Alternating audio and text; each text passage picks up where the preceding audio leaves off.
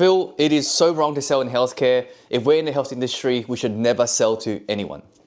Now, this is something that I've heard quite a lot in the health field, not just in physios and chiros, but even in the personal training industry and the coaching field. Now, when people tell me that they don't want to sell and they think that selling is scammy or salesy or it's unethical, unfortunately, these people are also the people who feel burnt out, they feel undervalued, and they never feel like they have enough time. Now, fundamentally, the problem is they do not understand what selling actually is and how selling does not mean that you automatically have to compromise your ethical compass. In fact, if you're a good salesperson in the health field, you might actually create better outcomes for your patients because you're able to use selling as part of your treatment so that they're bought in to the exercise program or the lifestyle changes that you want to see from them. So definitely in my own career, I had to overcome this belief that sales and healthcare should not match.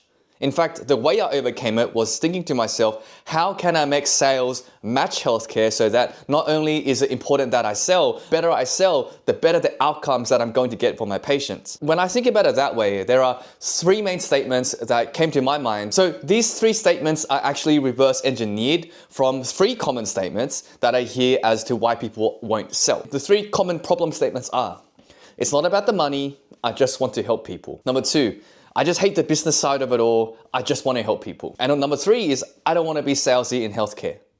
Now, when I think about these statements, now I think, well, why do they have to be mutually exclusive? Why does making money suddenly become, I'm not helping people? Why does the business side of it all suddenly become, I'm not a people person? And when does salesy or selling become automatically frowned upon in healthcare? So to reverse engineer these statements, I just asked myself, how can I make money in a way that helps people? How can I build the business side so that it helps me help more people? And three, how can I develop selling techniques that actually adds to my service and doesn't take away from it? And using these three parameters, I've been able to sustainably grow my coaching and health business for a very long time without compromising what I believe my value to be. But also my clients are very happy to pay me the amount that I charge them because they believe that it's going to be helpful for them. So the first part is, how can I make money that helps people? And I mean, how can them giving me money help them? Now, there's such a thing in my mind as good money and bad money. So good money is where when they pay me,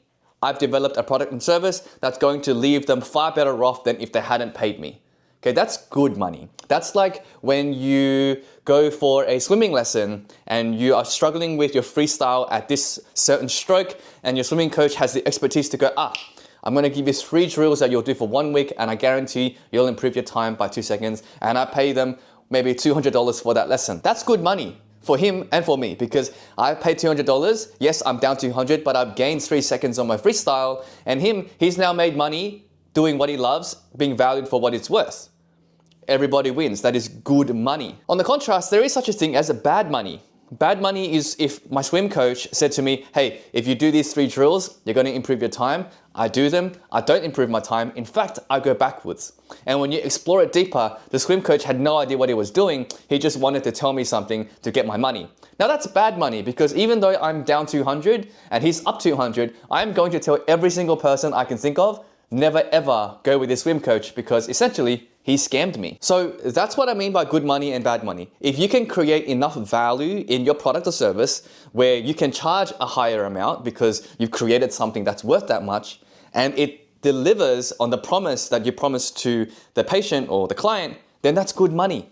And there's nothing wrong with that because it's a fair exchange of your time and your services for whatever you charge them. Now, to build on top of this, how can I make every dollar that comes into my hand better for the person I'm serving?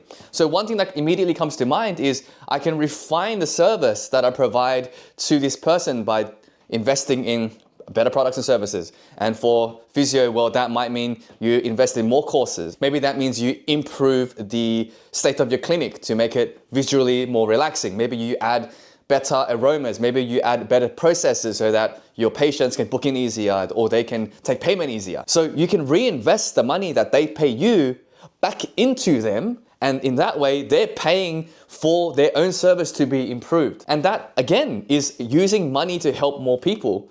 And if you don't have a profit, you can't do any of those things. So what I'm saying when it comes to using money to help people is make good money by creating great products and services that deliver on the promise you make. And then when you do make that bread, make sure that you reinvest it back into the exact same person or the exact same group of people, and everyone wins. The second one is, well, how can I build the business side to help me train, coach, or treat more people? And this could be anything you want. I just mentioned it in your research and development, reinvesting it back into your client.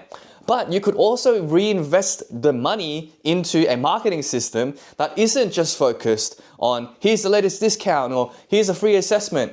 In fact, there are so many influencers, there are so many health businesses, not just health businesses, but businesses in general, that invest in marketing tactics that are solely focused on providing education and value to the customer.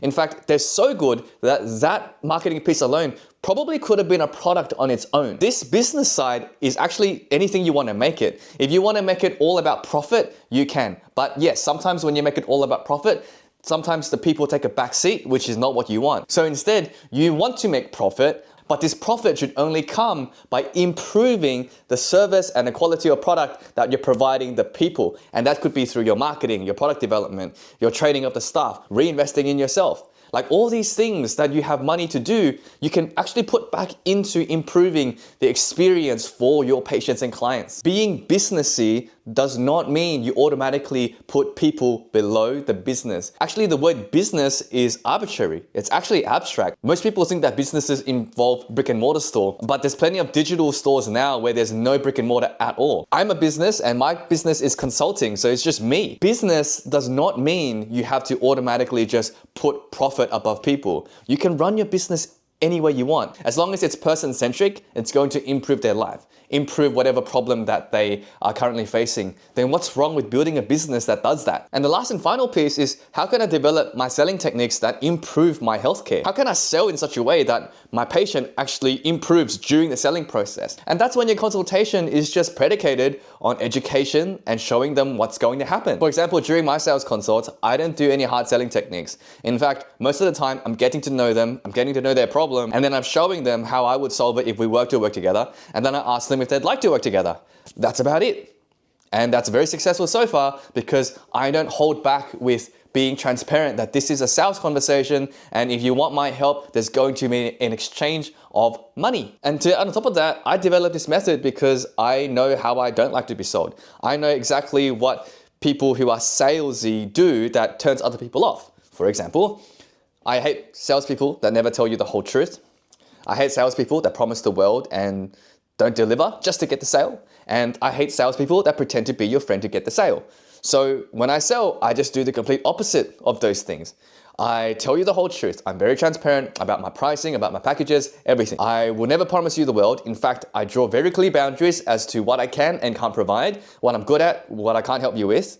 And 3, I don't pretend to be your friend. I am friendly, but I don't try and be chummy and say, we're going to be best friends forever. No, I don't do any of those things. And it works because I'm being authentic to how I want to sell. And this is the way that I teach everyone how to sell. You don't have to be salesy. You don't have to be a liar. You don't have to be suave. You can just be as truthful as you can. Focus on delivering value to that person in front of you. And most of the time, if you do that, they're going to want to sign on with you, even if you openly discuss your higher price ranges. Now, to be quite frank with you, the clinicians who do talk about not wanting to be salesy, not wanting to be selly, sadly, these are the people who burn out, they question their career choice, and they want to get a raise but can't get it because, well, the raise has got to come from somewhere. It's got to come from profit that you derive for the business. And if there's no profit coming from you, then how are they going to give you a raise? Because look, there is a way to make $2,000 a week as a health professional. And I know this because I've done it, my clients are doing it, and they can do this because fundamentally, they're not afraid of the word sell. In fact, their fundamental understanding of the word sell is not what the people who are burnt out and who are struggling